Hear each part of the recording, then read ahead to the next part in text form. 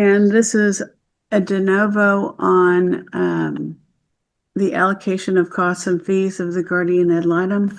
Well, good morning, Your Honor. My name is Lauren Restino, Goranson Bain Osley, on behalf of the petitioner, Mr. Cody Lee Hall. There is one issue before the court today, and that is the allocation of costs and fees associated with the guardian ad litem. The parties presented an agreement as to the selection of the person who the guardian ad litem would be, and that is Dr. Kelly Baker. Dr. Kelly Baker's retainer has been paid, and they are in the process of starting to work with her. And there's one child before the court, 7-year-old Tristan Lee Hall. The modification matter that is currently opened was filed by Mr. Hall in November of 2025. The parties were separated in 2020, divorced in 2022, and there was a prior modification in 2023. I'm sure there will be testimony about that. The prior modification had limited effect. The limited effects were minor adjustments to conservatorship rights between the parties. Ms. Martinez-Pena is currently the sole managing conservator of the child, and my client, Mr. Hall, exercises possession pursuant to a standard possession order over 100 miles. Mr. Hall lives in Fort Worth, and Ms. Pena lives in the Austin area. This is an extremely contested case. There has been litigation for most of this child's life. There is CPS involvement, there has been police involvement, and there are allegations of abuse on both sides of this case. It is very contested, and I cannot emphasize that enough. And I believe that Dr. Baker will be able to provide this court with the clarity it needs to make a final determination on final trial. Mr. Hall is very excited to work with her, eager to welcome her into his home to, get to know his other child and his wife, as well as observe, Tristan's dynamic in his home. The reason we are here today is because the current allocation of fees is an 80-20 split. Mr. Hall is proposing that Dr. Baker's fees are split 50% to each party, recognizing that there will be increased travel costs for Dr. Baker's travel to Fort Worth. Mr. Hall is proposing today that he be 100% responsible for the travel costs associated with Dr. Baker's travel to Fort Worth.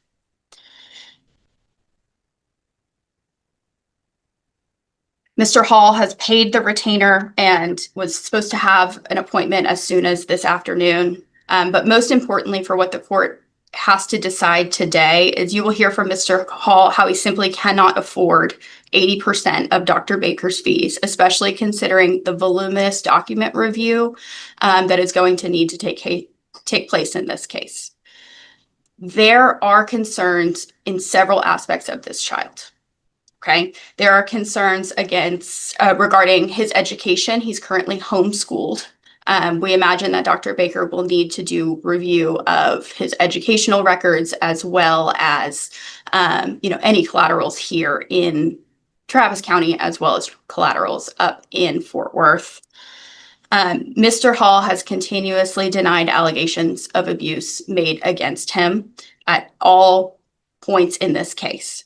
Mr. Hall is currently exercising possession unsupervised. There is no FBSS safety plan currently in place, and all of the CPS findings have either been unable to determine or ruled out.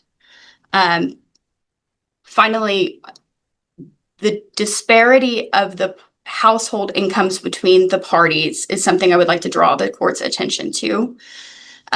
Ms. Martinez-Pena's household grosses almost $5,500 more per month than Mr. Hall's household. We believe that this is an important factor for the court to consider when determining, dividing, and allocating the fees of the guardian ad litem. So in conclusion, we're asking this court to divide the fees and costs of Dr. Kelly Baker 50-50, with Mr. Hall being 100% responsible of the travel costs associated with traveling to Fort Worth.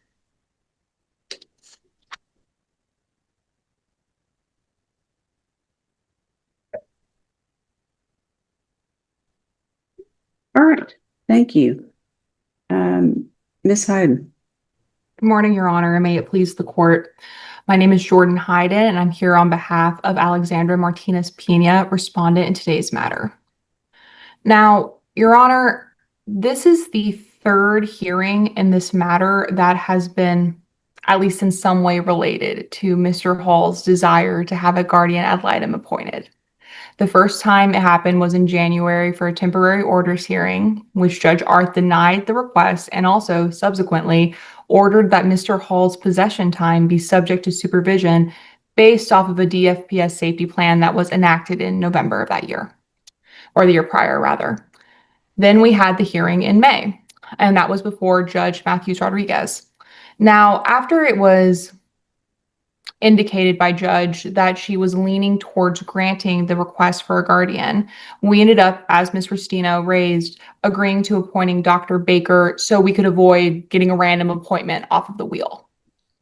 Now, it was agreed by me and Mr. Hall's previous counsel of record, Mr. Garcia, that issues of scope and allocation of costs would be reserved to Judge.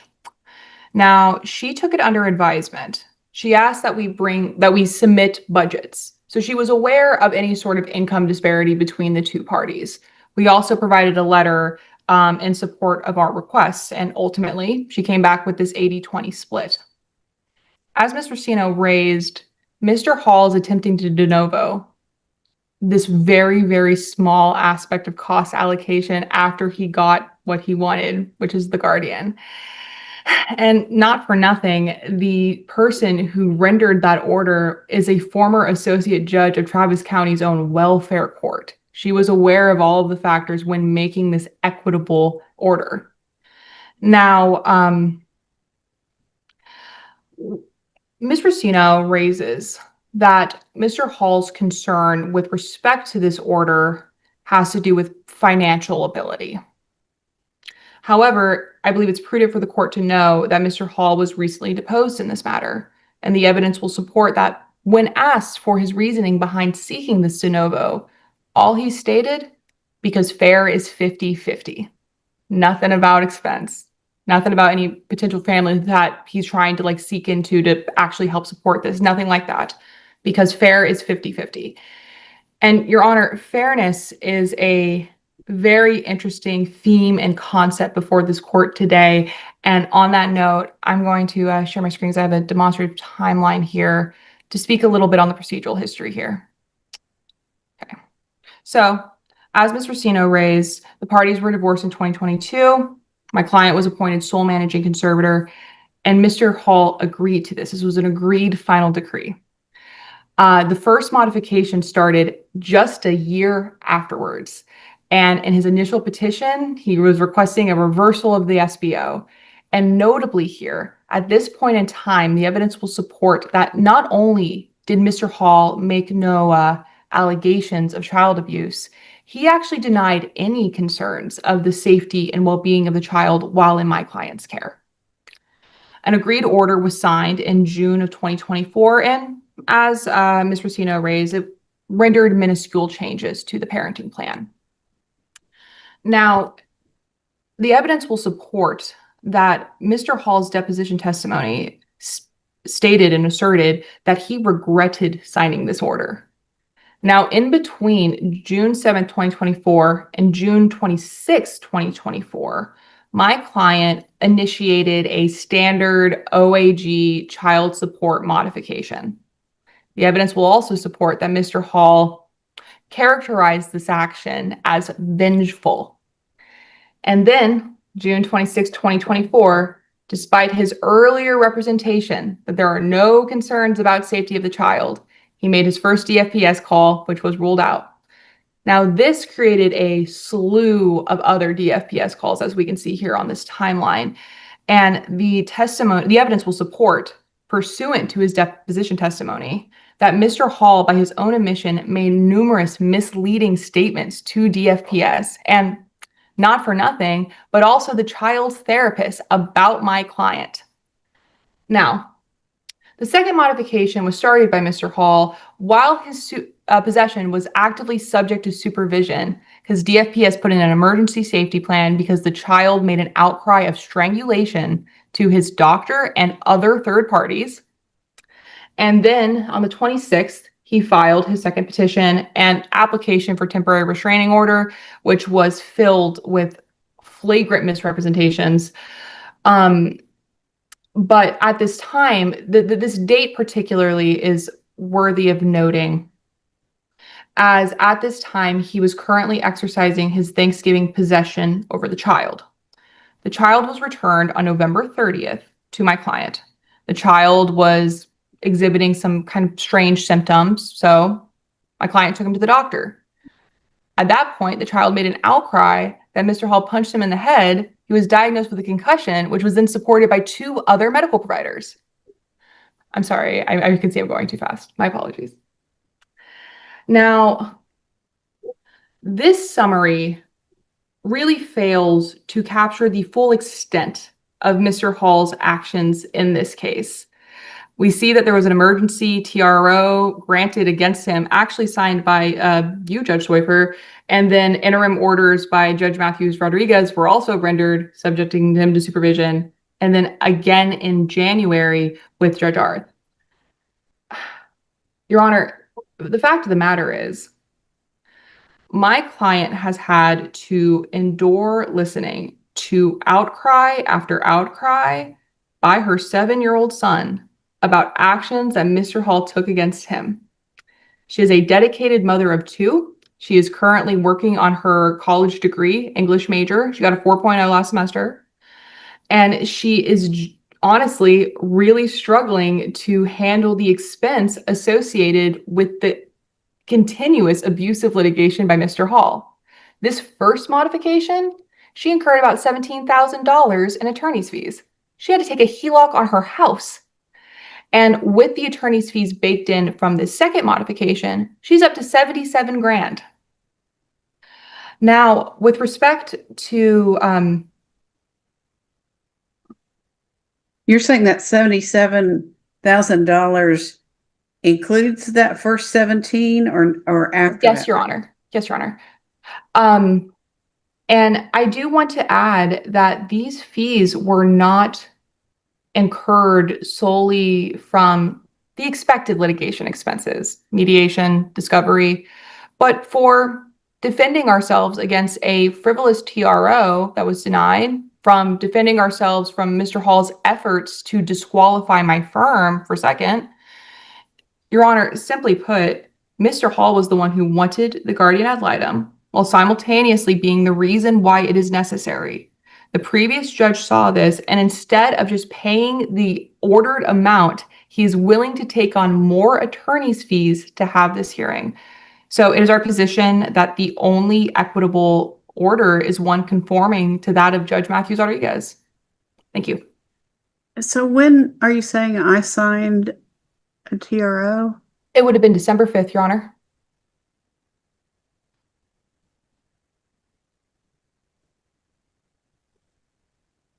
Didn't go back far enough. Okay.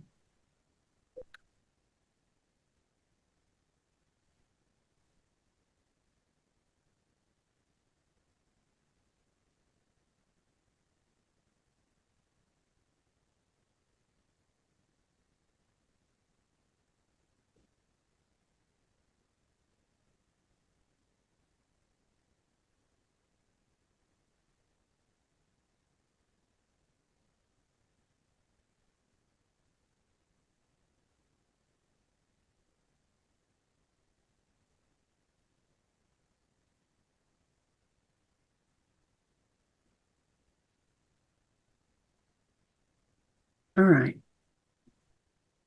Thank you. Will you pull that? Oh, I forgot it was still up. My apologies. No problem. Thanks. All right. So, Ms. Restino, you May, call your first witness. I call Mr. Cody Hall. All right, let me swear you in. If you'll raise your right hand. Do you solemnly swear or affirm that the testimony you give here will be the truth, the whole truth, and nothing but the truth? Yes. Mr. Hall, can you state your name for the record? Cody Lee Hall. And you're the father of Tristan Hall, is that correct? Yes, ma'am. Who are all the members of your family? Immediate family? Yes, in your household. That was my wife, Caitlin Hall, Holden Hall, our 2-year-old. And when Tristan is here, immediately speaking about in my home, that'd be Tristan as well. Okay, and where do you currently live? In Fort Worth. Have you ever lived in Austin? No. And since January of this year, have you been exercising possession of Tristan pursuant to a standard possession order? Yes. And you've had extended summertime with him this year? Yes, he's here now. And how has that been going? Oh, wonderful. He's been having tons of fun. We've been enjoying watching it. And all of this has been unsupervised, correct? Yes. Okay, let's talk about the reason we're here today, and that is the guardian ad litem. Yes. Who's the guardian ad litem? It's Dr. Kelly Baker. Okay, and have you had any communications with her office so far? I've had one telephonic appointment, which was last week, and then the initial phone call with her assistant, Angel Acosta, I believe the week or two prior to that, and that was just to get, information and just to start the process. And how are costs for Dr. Baker currently split?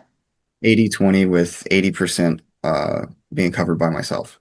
And how much have you paid so far? $4,944. And what was that for? That was the initial retainer. How are you asking the court order that costs for Dr. Baker be split? For 50-50, and all travel costs to Fort Worth be covered by myself. Why are you asking for this division?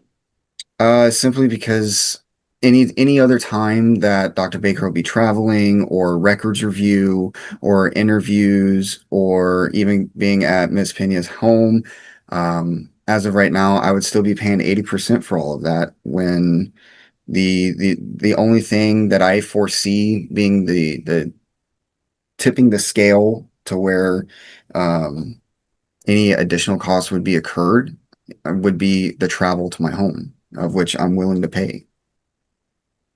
Do you have any concerns about your ability to pay 80% of Dr. Baker's fees? Yes. What are your concerns? Well, I'm for one paying for legal representation, which so far has cost over $50,000. And then Dr. Baker is also very expensive herself. She's going to have to do a lot of background work that we're not going to see.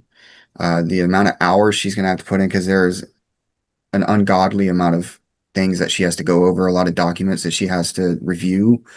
And that's going to incur cost on top of these court costs, on top of these attorneys' fees, on top of just whatever else can be thrown this way on this. Okay, I'm going to stop you right there. Do you recognize that Ms. Martinez Pena also has to incur attorney's fees in relation to this case? Yes. Okay. And do you recognize that both parties, or excuse me, let me go back. Do you believe that it is in Tristan's best interest that both parties have a financial stake in this guardian ad litem? Yes. Okay. And do you believe that Miss Martinez Pena also should be responsible for paying 50%? Yes. Okay. And do you believe that her household also is going to require significant time by Dr. Baker? Yes. Okay. And did you hear in Ms. Hyden's opening statement that you believe, or she believes that you are the reason the guardian is necessary? I did hear that. Do you believe that's an accurate statement? No. Do you believe Ms. Martinez Pena's household also needs I'm going to plays object a role in that? leading. I'm sorry, Objection leading. sustained. I'm showing you what's been previously marked as Petitioner's Exhibit 2.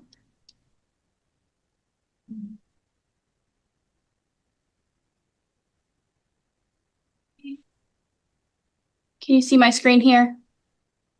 Yes, Okay. Do you recognize this document? I do. And it looks to be about 4 pages in length, including the signature page, correct? Correct. What is this document? That would be my monthly budget sheet. Okay. I'll offer Petitioner's Exhibit 2. No objection. I'm sorry. Any objection? No, Your Honor. All right, P2 is submitted. Okay. And it looks like, excuse me, this top number shows you make about $5,538 gross per month based on your income, correct? Yes. What do you do for work? I'm a facilities and maintenance manager. Okay. And on line number item number 5, there's about $4,400 of additional income, correct? Yes. What is that income? That is VA disability from my time in the military. Okay. And is there any other income in your house? No. Okay, so the $9,966 represents your entire household income, correct? Yes. Okay, and then when you take out the deductions here, it shows that you bring in about $9,148 per month. Yes. Okay. And these expenses, to the best of your knowledge, represent your monthly expenses on average. On average, yes. Okay. And when you take into account all of your expenses, including a minimum payment on your credit card, you have a slight deficit. Is that correct? Yes. Okay. And this does not include your payment to Dr. Baker. Correct. So if you were to pay 80% of her fees, you would be in an even larger deficit, correct? Correct.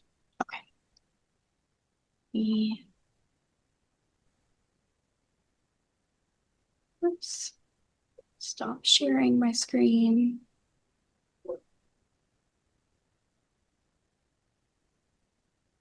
I apologize. It is not letting me stop.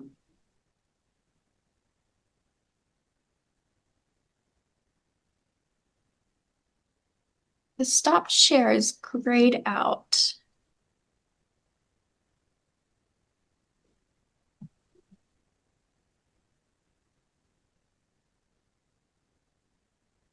There you go. Okay, thank you so much. I apologize.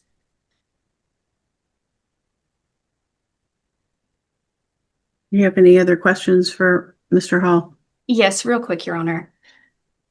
Mr. Hall, did you hear Ms. Hayden's opening statement regarding fees incurred in prior lawsuits? Yes. Do you believe that should be taken into consideration in determining future fees in this case? I would say no. Pass the witness.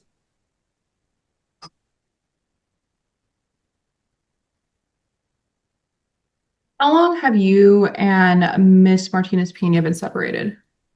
So separated, I believe, in October of 2020, divorced in 2022. And Tristan, since then, has primarily resided with my client, correct? That is correct. Now, since this modification, this second modification, the child has begun to see a therapist, correct? Correct. And that is Dr. Hetherington, right? Correct. In February, you emailed Dr. Hetherington that Tristan has witnessed my client physically abuse you and your wife for years. Isn't that right? For years, I didn't say for years. I don't believe I said for years, but he has witnessed it. During your testimony, Your deposition, you testified that was an untrue statement, right? Which part? That Tristan has witnessed my client abuse you and your wife, physically abuse you and your wife for years. You testified that was an untrue statement, right?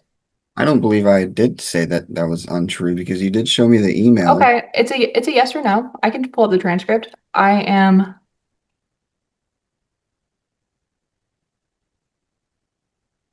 showing what has been marked as Respondent's Exhibit 49. This is the transcript of Cody Lee Hall's testimony. Okay.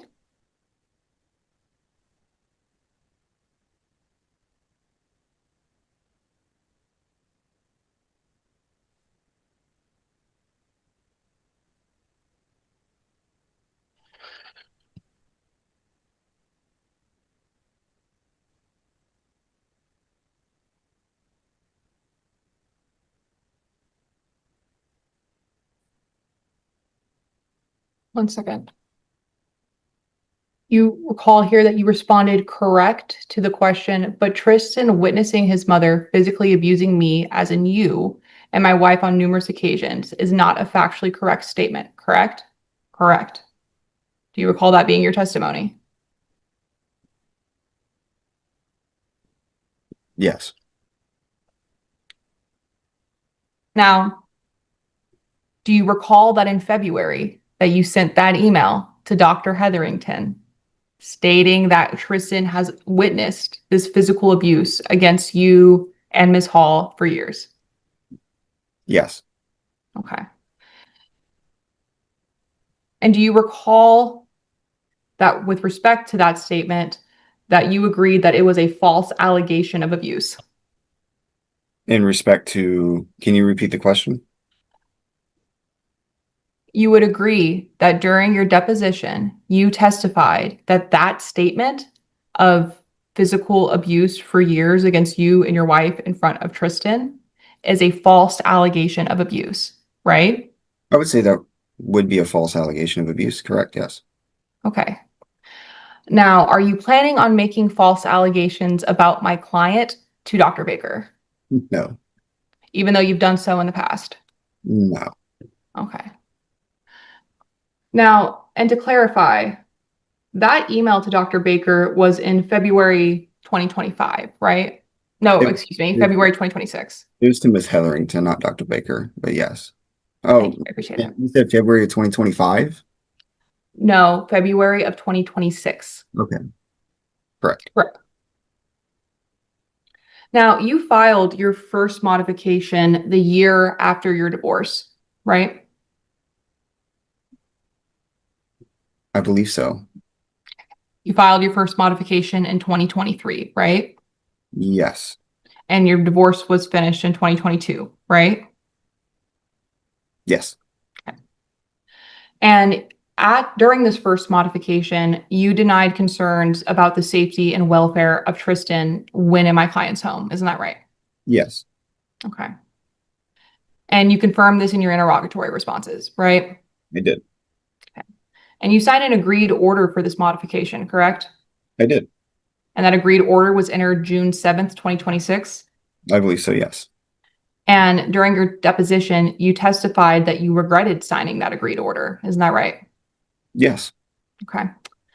And following the agreed order, my client initiated an OAG child support modification, right? It's true. And during your deposition, you asserted that that action was vengeful. Isn't that right? Yes. And to clarify, my client is the sole managing conservator of this child, correct? Correct. Okay. My client has never had her possession subject to supervision. Isn't that right? Correct. But you have. Correct. You made your first claim to DFPS the very same month that you signed that agreed order, correct? Correct. And going back just slightly, that agreed order also dismissed all of your other requests with prejudice. Isn't that right? Can you explain to me what that means? No, I can pull up the order if you would like, but do you recall that it dismissed your requests with prejudice? Yes.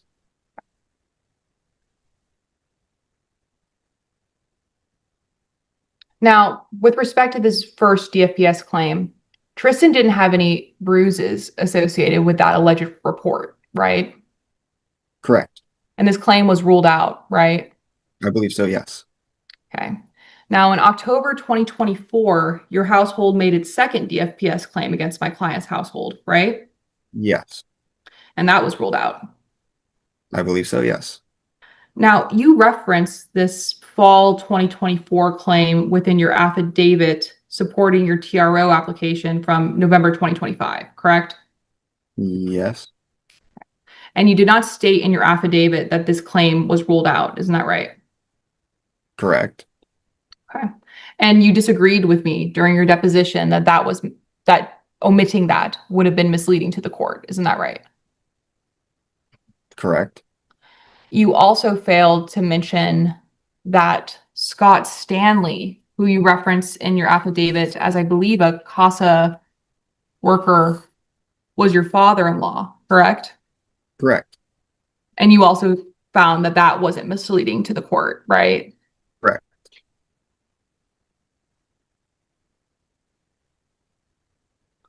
In July 2025, your household made multiple DFPS calls against my client's household, correct? Multiple. In what month? I'm sorry. July 2025. I personally only remember the one. And do you recall that during your deposition that you did not recall what that July 2nd call was about? Correct.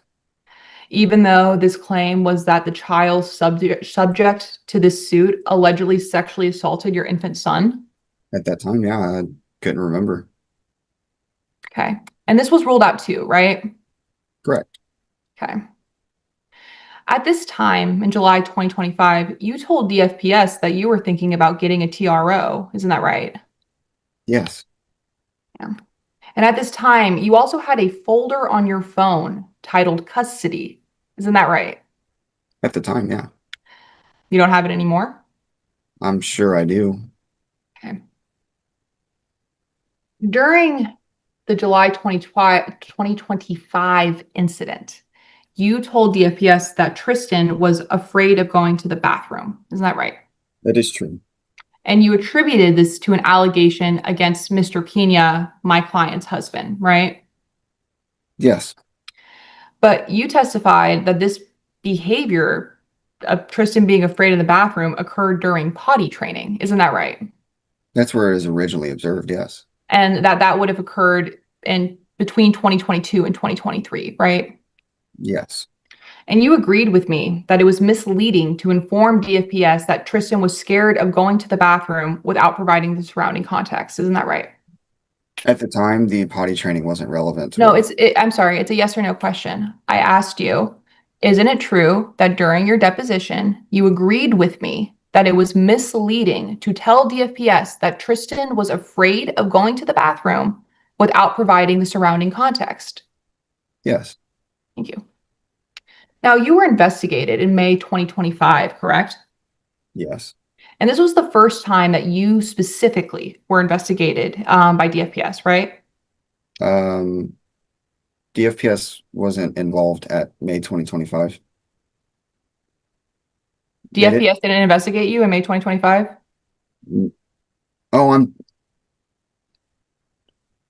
oh, yes. Sorry, I'm getting them mixed up with the other agency. I forget. So was this the first time that DFPS investigated you? I believe so. Okay. And prior to this call, you had made at least 2 claims against my client's household Since May of 2025. before, leading up to May 2025. Yes, I believe so. Okay. And this had to do with bruises found on the child's bottom, correct? Yes. And DFPS interviewed you, right? Yes. And you testified that you were stressed during this interview, right? Well, yeah. And you testified also that you had a lot more to share about my client once you were being investigated, right? Yes. Okay. During that investigation, you told DFPS that my client has your social security number tattooed on her, right? Yes. In reality, she had your dog tag tattooed on her, right? Yes. And she got it when you were married, correct? Correct. And you were in the military. I was. You testified that you didn't believe it to be misleading to inform DFPS that she had a social security number tattooed on her when it was actually a dog tag, right? No. Okay.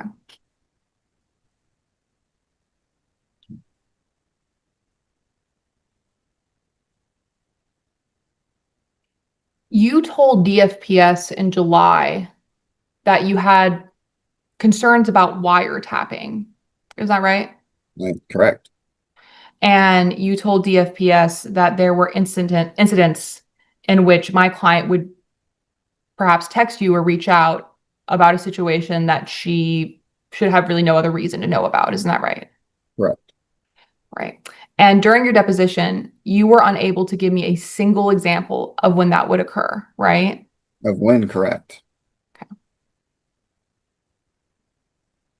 Now, you filed an ex parte TRO in November 2025, right? Yes. And this is the second modification suit you filed against my client. Yes. Okay. And you made this filing at the time that you were subject to supervision under a DFPS safety plan, right? Correct. And that safety plan was put in place because the child made an outcry with respect to strangulation. Isn't that right? Correct. Now, you attached an affidavit to that petition. We discussed that, right? Yes. And of the 8 photos that you attached to this affidavit, you testified that you didn't remember the underlying circumstances of 4 of them. Isn't that right? Correct.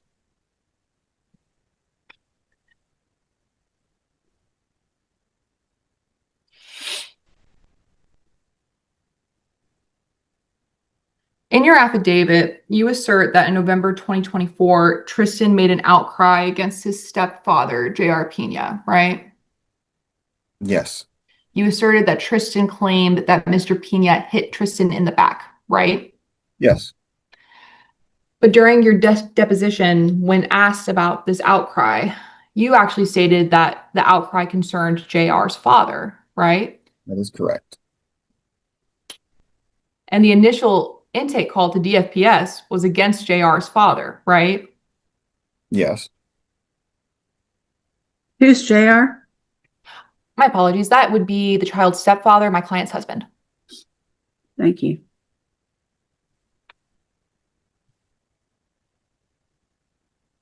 During your deposition, you at one point asserted that there were 2 separate outcries, one towards JR and one towards JR's father, right? In regards to the same outcry that we've been speaking about, Yes. I believe so. But subsequent to us discussing your affidavit, you admitted that there was actually only one outcry that you had attributed to 2 people, right? I believe so. So you would agree with me that your affidavit, in which you state that in November 2024, without any prompting, Tristan stated to me that his stepfather, JR, entered his room while he was playing and began punching him in the back, is false. That statement is false? That statement is not false. Well, when you made the call to DFPS, you said it was JR's father. Okay. Isn't that right? Yeah, I received that information. Tristan was all over the place with that one. Yes. But you filed this affidavit in November 2025. But in October, well, it was in October 2024, you called DFPS and said it was JR's father. And now a year later, you re-scripted the outcry, correct? Yes, because Nope, it's a yes or no question. Yes, you re-scripted the outcry, correct? Rescripted the outcry. Can you explain to me what rescripting the outcry? It's okay. We can move on. We'll come back to this.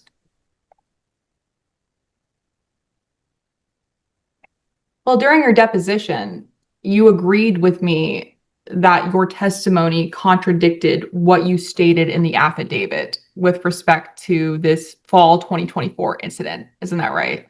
I believe so, yeah. Okay. But Ms. right now Hyden, you're you have saying about 5 minutes left. Thank you.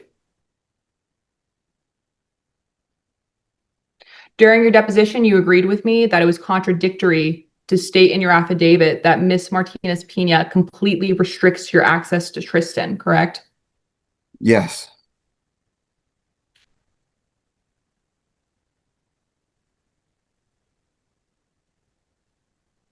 My client had to pay to defend herself from that first modification, correct? I would assume so. And the second modification, Yes. and your attempts to disqualify her counsel, right? Yes. And your TRO was denied, correct? That is correct. Okay. I'm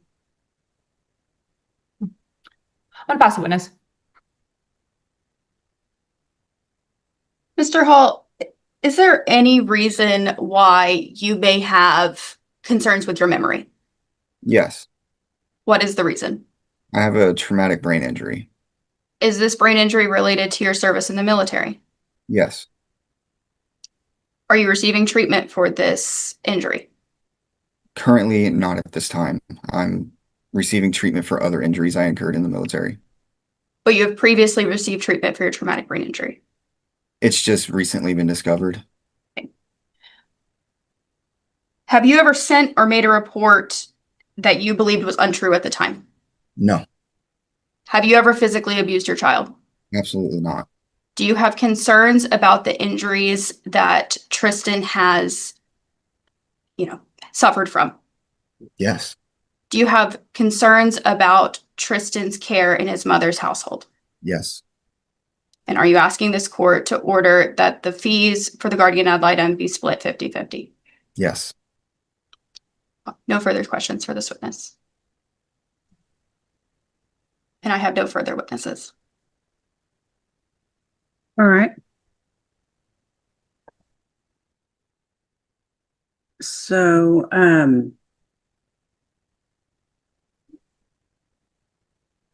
was that Ms. Restivo who said I had no further witnesses? That's correct, Your Honor. Okay. So you rest. And Ms. Hayden? I have just one more question, Your Honor. Okay. So, Mr. Hall, this is the first I'm hearing about this TBI.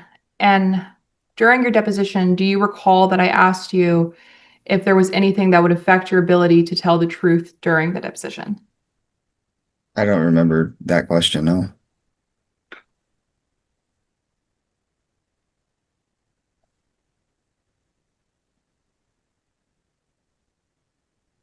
Do you see here where I ask you, so nothing that would affect your ability to tell the truth during this deposition? And you said no. Is that correct?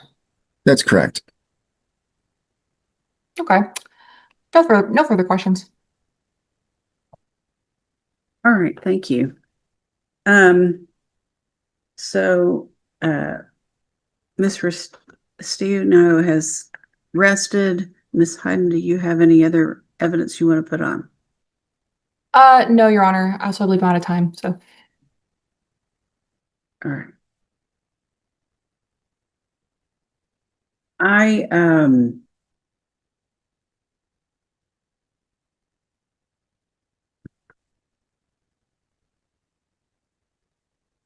understand Mr. Hall's concerns about whether the 80-20 split is fair. But under all of the circumstances, I agree that the 80-20 split should be imposed.